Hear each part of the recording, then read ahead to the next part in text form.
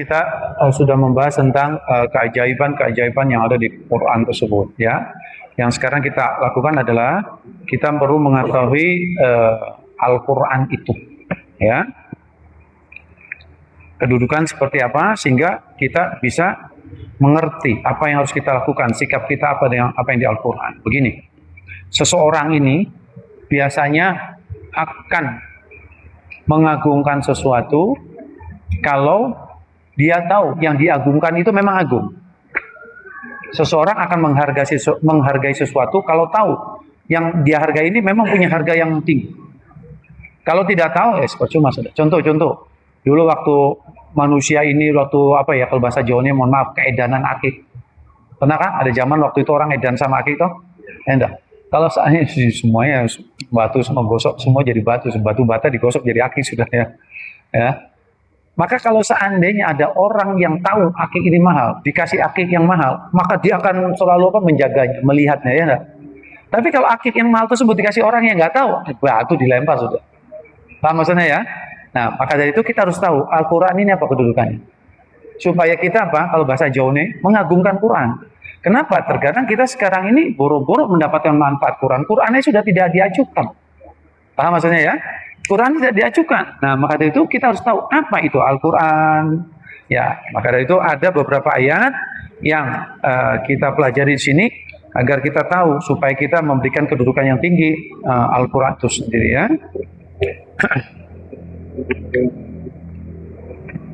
Ya.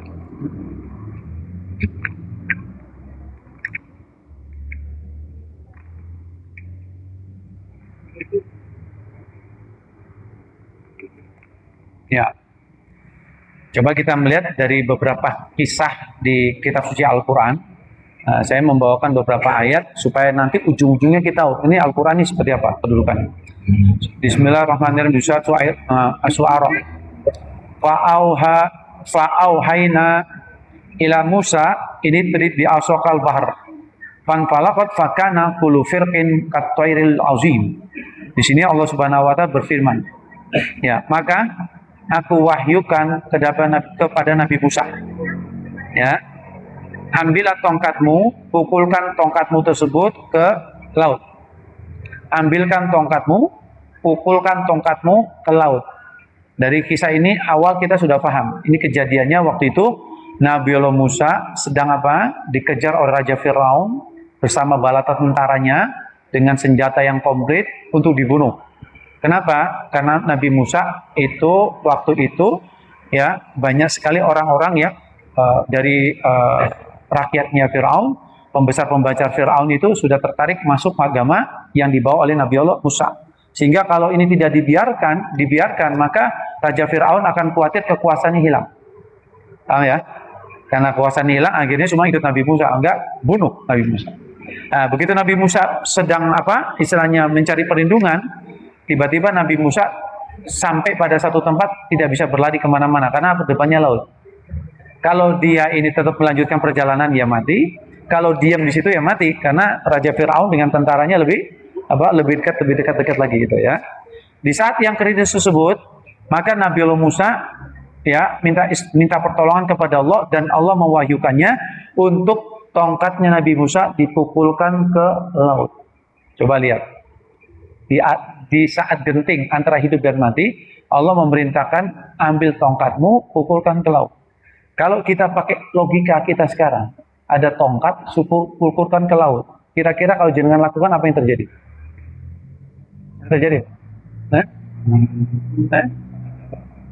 Suruh pukulkan ke laut, yang terjadi apa? Ada apa? Tapi Nabi Musa adalah hamba Allah yang beriman. Ya.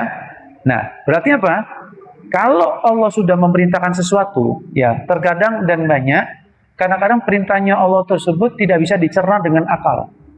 Tapi orang beriman lakukan karena Allah. Paham maksudnya? Paham maksudnya? Coba salah satu contohnya. Misalnya tangan jenengan kena kotoran ayam, yang jenengan bersihkan di mana? Tangannya toh? Nah, waktu jenengan kentut, yang jenengan bersihkan mana? Mau sholat. Yang jenengan bersihkan apa? Nah, keluarnya kok kenapa bukan jalan keluarnya yang bersihkan? Masuk akal enggak? Tapi karena ini perintah Allah, lakukan sudah. Paham ya? Jadi kadang-kadang perintah Allah kalau di Quran ini ada yang nggak masuk akal, karena akal kita ini lemah, terbatas. Lakukan sudah. Nah, begitu sudah dilakukan oleh Nabi Musa mukul, apa yang terjadi? Fanfalaqha fakana kullu firqin kattail azim. Maka laut tersebut terbelah. Dan masing-masing sisi belahannya tersebut apa? Sebesar gunung, dua gunung. Ya, itu kejadian. Nah, coba lihat.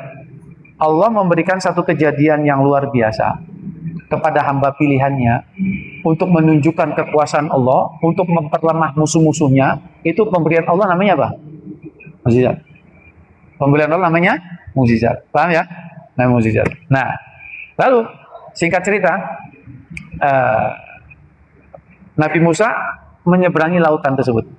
Ya, menyeberangi lautan tersebut mau sampai. Belum sampai batas ujung, Raja Firaun sudah datang. Sudah datang. Tetapi Firaun ini cerdas. Dia nggak langsung ngejar. Karena dia tahu, kenapa? Nabi Musa ini punya kelebihan. Ini dia pikir, jangan-jangan apa ini, sihir. Kalau saya masuk langsung itu. Kenapa? Karena waktu kejadian sebelumnya, waktu Nabi Musa ini istilahnya mau suruh buktikan kekuatannya Tuhannya Nabi Musa, kan pesihir-pesihir Nabi Firaun kan sudah dikeluarkan untuk melemparkan tongkatnya, jadi berubah jadi ular. Tapi Nabi Musa mengeluarkan tongkatnya jadi ular besar dimakan semua. Nah, Raja Firaun mikir, ini jangan-jangan sihir lagi nih. Maka dia tidak mau masuk. Saya khawatir kalau masuk nanti lautan menutup dan saya mati. Coba lihat. Tapi tiba-tiba begitu Nabi Musa sudah mau sampai nyebrang, mau menyampai nyebrang, tiba-tiba Raja Firaun yang tadi nggak mau memutuskan untuk jalan, kudanya jalan. Lalu otomatis pasukannya ikut jalan. Kenapa? Apa yang terjadi? Allah ngirimkan malaikat Jibril naik kuda. Tapi kudanya golongan betina. Ya katakan kuda cantik lah, PJ lah. Sehingga kuda yang dinaikin Firaun itu laki-laki. Timbul syahwat. Jadi diikuti. Firaun sendiri yang mau. Tapi yang lain ikut. Nah begitu masuk, Nabi Musa sudah sampai selamat, baru laut tertutup. Sampai sini paham ya? Nah, berarti apa ya? Berarti apa? Di sini ada makna yang tersirat. Ada makna tersirat. Kalau kita pasrah sama Allah, nggak pakai akal, sudah pasrah sama Allah ya. Coba kalau kita pakai logika, seandainya Nabi Musa belum sampai nyebrang sana, Raja Firaun langsung ikut nyebrang, pasti kekejar karena Nabi Musa jalan, sedangkan Firaun berkuda. Tapi apa yang terjadi? Allah ngirimkan bantuan berupa malaikat Jibril yang naik kuda. Sudah laki-laki. Berarti apa? Kalau kita pasrah sama Allah, maka bantuan akan terus berdatangan. Nah itu maksudnya. Jangan sampai kita ini di tengah jalan pasrah sama Allah, tapi belum dilihat hasilnya kita sudah putus asa. Misal kita punya hajat berdoa, akhirnya doa kita nggak dikabul-kabulkan, piye toh? Aku sudah ngamalkan ini sama kok nggak kabul-kabul. Nah itu loh. Berarti keyakinan kita mulai berkurang. Paham ya? Kalau sudah pasrah sama Allah, pasti. Seperti perang Badar. Perang Badar tersebut sahabat Nabi cuma 313. Musuhnya berapa? 1000 lebih. Secara 3000 secara hitungan pasti kalah. Tapi ternyata apa yang terjadi? Semua pasrah sama Allah, semua tawakal sama Allah dan ikut perintah Kanjeng Nabi. Yang terjadi apa? Secara teori kalah sudah. Tapi begitu ada sahabat mau membunuh pasukan kafir tersebut, tiba-tiba sudah jatuh sendiri. Apa? Allah ngirim bala bantuan berupa malaikat yang nggak kelihatan bunuh. Berarti ini kita ngambil pelajaran bahwa orang kalau sudah pasrah sama Allah, tawakal sama Allah, pasrah, bongkoan, pasti Allah akan membantu dengan tidak henti-henti. Paham maksudnya sini ya? Nah. Lalu kita melihat ayat yang lain, ya, yang berhubungan dengan hal tersebut, ya. Kita melihat ya di surat Al-A'raf ya, 375.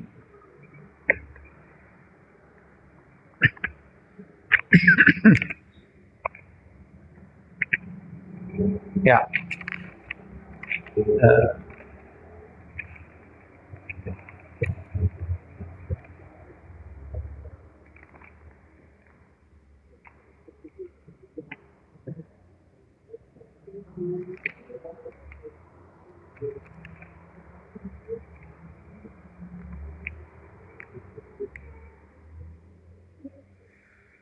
Ya, oh, Asyura.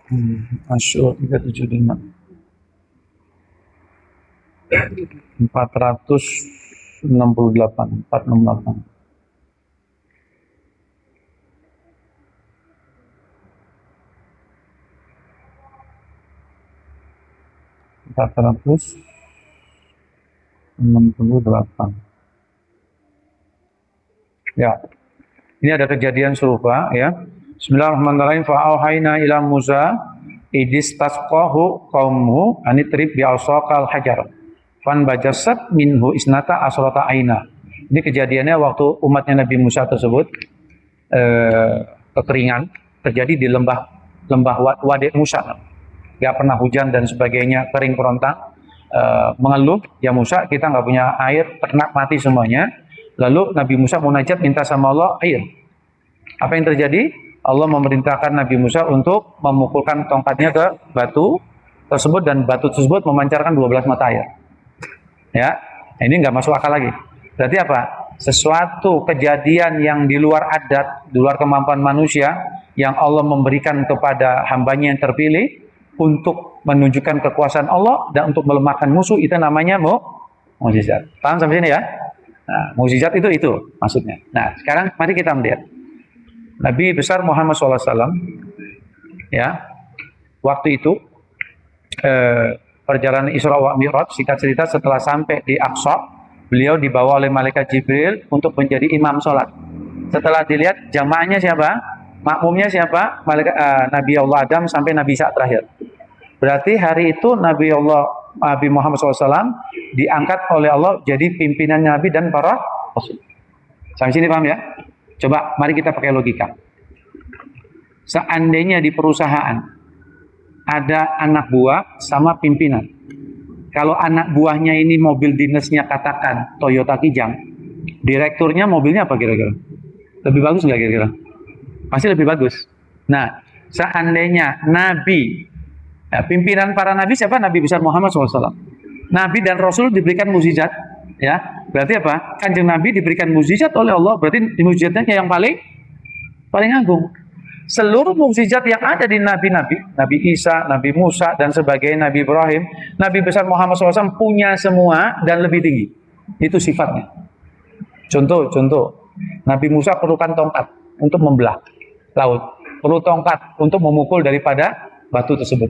Nabi besar Muhammad SAW di surat Al-Qamar itu, bulan dibelah cuma pakai tangan aja gini kan udah belah. Maksudnya, ya. Lalu Nabi Isa bisa berbicara dengan kijang, ya, hidup kijangnya. Nabi besar Muhammad SAW apa? Bicara bukan dengan kijang, daging sudah mau dimakan ngomong sama Nabi Muhammad, berkomunikasi. Jadi semua mukjizat yang dipunya oleh Nabi lain, Nabi Muhammad punya dan lebih. Paham ya? Dan lebih. Nah sekarang mukjizat yang sudah ada di Quran ini banyak contohnya ya. Sekarang apa yang diberikan oleh Allah mukjizat tersebut kepada Nabi besar Muhammad SAW? Banyak yang tadi bulan bisa terbelah, daging bisa berbicara apa namanya, yang daging mati bicara. Tetapi dari sekian mukjizat yang hebat dari Nabi besar Muhammad SAW, ada satu mukjizat yang paling hebat. Apa itu? Yaitu apa? Al-Quranul Karim. Nah kenapa? Alasannya kenapa? Yaitu coba kita lihat ya. Alasannya kenapa Al-Quran adalah sebagai mukjizat yang paling besar. Nah tidak lain tidak bukan. Di sini disebutkan Bismillahirrahmanirrahim innahu tanazzilu rabbil alamin. Al-Quran ini diturunkan dari Allah, dari pencipta Quran. Ini adalah Allah Subhanahu wa taala dan Al-Quran ini bukan makhluk. Kenapa? Karena Al-Quran tidak bakal musnah. Nazala bihir ruhul amin, yang dibawa oleh malaikat Jibril ala qalbika. Dan Al-Quran itu yaitu begitu turun langsung dimasukkan ke dalam hatinya Kanjeng Nabi. Berarti Al-Quran ini sudah menyatu dengan Kanjeng Nabi. Sehingga istri-istri Kanjeng Nabi, sahabat-sahabat Kanjeng Nabi, wah hulukul Quran. Kanjeng Nabi itu apa? Hidupnya, akhlaknya, perilakunya, ucapannya, tindakannya adalah Al-Quran hidup. Apa maksudnya? Jadi Al-Quran tidak bisa dipisahkan oleh Nabi besar Muhammad SAW.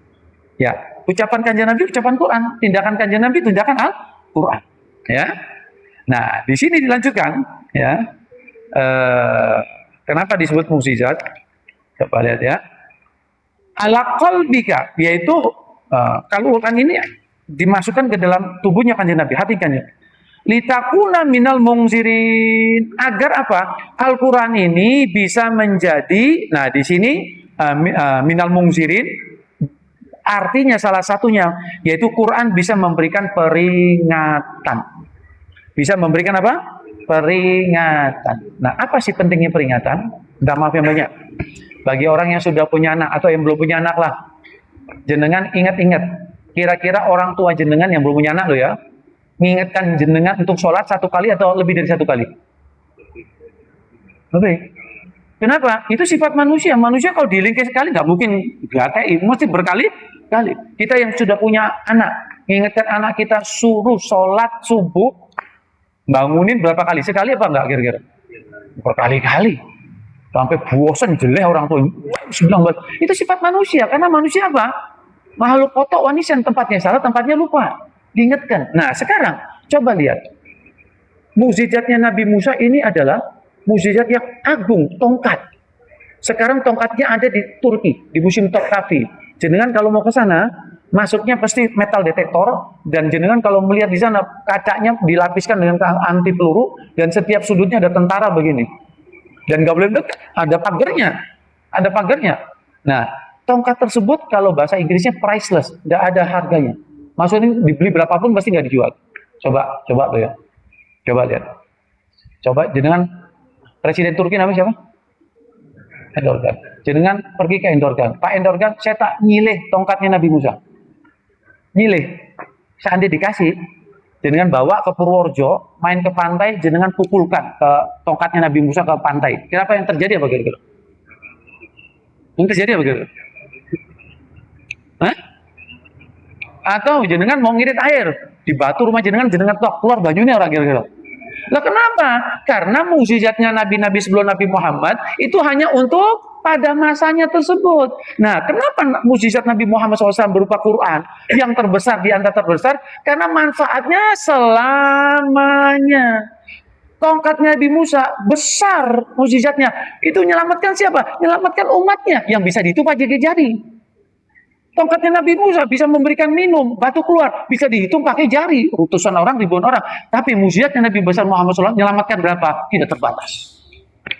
Kenapa? Karena berupa peringatan. Peringatan apa? Iki lo kalau maksiat membun rokok, iki lo kalau taat melbu swarga. Dan ini terus bermanfaat untuk siapa? Untuk kita, untuk anak kita, untuk cucu kita, untuk seterusnya sampai kiamat. Berarti berapa? Tidak ada, kalau bahasa Inggris tidak ada expire. Maka dari itu Al-Quran ini adalah mukjizat yang terbesar di antara terbesar karena bisa bermanfaat sampai kapanpun dan bisa menolong orang dari keselamatan dunia dan akhirat. Nah, maksudnya. Nah, berarti apa? Kalau kita melihat Quran, jangan lihat biasa, jangan. Mukjizat ini. Ini mukjizat ini. Maksudnya. Berarti apa? Seperti tadi. Kalau ada orang tahu nilainya itu berharga, maka dia akan memperlakukan sesuai dengan nilainya. Mohon maaf ya. Ada orang pakai mobil Avanza tahun 95. Tahun 95 loh. Ya, wis jelek lah. Nih diparkir sembarangan, ada orang yang megang tek diperdulikan gak kira-kira? Mobil butut. Tapi ada orang baru beli mobil harga 3 miliar, Alphard. Begitu ada orang megang, nesu gak kira-kira? Awas lecet. Karena dia tahu ini mahal. Bagi orang yang tahu Al-Quran ini mukjizat, maka dia akan apa? Menaruh Al-Quran di sini. Di sini bukan simbol ya maksudnya. Dia akan berusaha mengambil manfaat dari Quran tersebut. Sekarang bagaimana cara kita bisa mengambil manfaat dari Quran? Bagaimana kira-kira? Ada satu orang ditanya, ya Habib, dia hidupnya sangat luar biasa ya. Panjenengan kelakuan jenengan sama Quran bagaimana? Bagaimana cara jenengan khatam Quran? Bagi saya, kalau saya khatam Quran ada 3 macam. Kalau saya khatamnya Quran dari metode membaca sudah tidak bisa dihitung. Berapa kali saya sudah bisa dihitung. Tapi kalau metode Quran kedua saya yaitu ada membaca dan memahami, termasuk asbabul nuzulnya dan sebagainya, maka seumur hidup saya baru 2 kali baca Quran setiap ayat, tapi ngerti, paham. Dan yang khataman Quran yang saya ketiga, saya sudah membaca, memahami, dan ngamalkan. Berapa? Baru sampai seumur hidup saya baru surat Al-Baqarah sampai 20. Nah, sekarang mari kita tanya, metode khataman Quran kita yang tipe pertama berapa? Kedua berapa? Ketiga berapa? Ayo. Nah, orang-orang yang mendapatkan manfaat Quran, karena Quran ini benar-benar memang beri manfaat, berarti apa? Langkah pertama memang membaca. Karena perintahnya Iqra. Baca. Nah, dengan membaca tersebut akhirnya kita kan mengetahui. Dengan mengetahui tersebut, oh manfaatnya ini. Akhirnya kita mengamalkan. Nah, kalau membaca saja sudah tidak, bagaimana dapat ilmu di situ? Bagaimana dapat manfaat? Nah, maka dari itu, mari kita step yang awal apa? Perbanyak baca Quran di Ramadan. Karena bulannya Ramadan adalah bulannya Quran, turunnya Quran. Nah, setelah membaca, jangan puas sampai membaca. Cari ustadz, cari kiai di rumah panjenengan yang buka pengajian tafsir. Tanya, ini kenapa? Asbabun nuzulnya kenapa? Ceritanya bagaimana dan sebagainya. Nah, setelah paham, ada amalan-amalan. Oh, ternyata begini dan sebagainya. Nah, memahami Quran pun di situ juga ada, yaitu apa? Fas'alu ala zikri in kuntum la ta'lamun. Kalau kamu nggak ngerti, tanya orang yang ngerti. Nah, ini perintah Quran. Berarti apa? Oh, ternyata kita ini untuk memahami Quran lebih jauh, tanya kepada orang yang tahu. Siapa orang yang tahu tersebut? Orang yang memang hidupnya ini mendalami masalah agama. Akhirnya apa? Dari petunjuk ini kita dekat-dekat dengan orang yang mengerti ilmu agama. Kita ikut ngaji sama Ustadz ini, ikut ngaji sama Pak Kiai ini, isu daerah istilahnya. Nah, di situ kan kita mendapatkan ilmu-ilmu luas sekali yang sumbernya dari Quran wal hadis tersebut. Akhirnya apa? Hidup kita noto. Supaya apa? Ya selamat. Selamat. Karena Quran fungsinya apa? Untuk memberi peringatan. Yang nggak tahu jadi tahu, yang tahu lebih tahu, yang tadi jalannya menuju neraka menjadi menuju surga, yang tadi jalannya sudah benar menjadi lebih istiqomah. Kalau jauh dari Quran ya sudah. Kalau yang nyasar ya nyasar selamanya sudah. Ya mohon maaf yang banyak loh ya. Kemarin 2 hari yang lalu ya ada orang masuk WC sini. Keluar dari WC, keluar nyalakan apa namanya? Pape. Jalan langsung. Ramadan. Siang-siang. Saya lupa sebelum duhur apa sudah duhur. Enggak ada duhur. Asar-asar. Cuma pipis tok, keluar langsung pakai pape. Laki-laki muda. Dapat petunjuk dari Quran enggak kira-kira? Jauh. Udon ya. Kalau kita selidiki orang tersebut, kira-kira dia ini belajar Quran ya kira-kira. Sudah buka aurat dan sebagainya, wis kayak gitu. Ya ini saya tidak ghibah, maksudnya memberi contoh. Ternyata zaman sekarang ini maksiat terang-terangan dilakukan. Ya, saya waktu lewat ke Pancuran Nas, ya depan pondoknya Ustadz Malik. Di situ ada jual bakso apa namanya? Bakso yang depannya pondoknya jenengan di sini. Ya. Sekarang ini baksonya ditutup menghormati Ramadan. Pakai apa? Parkir. Tapi parkir motornya banyak, sikilnya motor gitu semuanya. Siap Ramadan. Saya berapa kali nanti sama tembaknya. Ya Allah. Ya.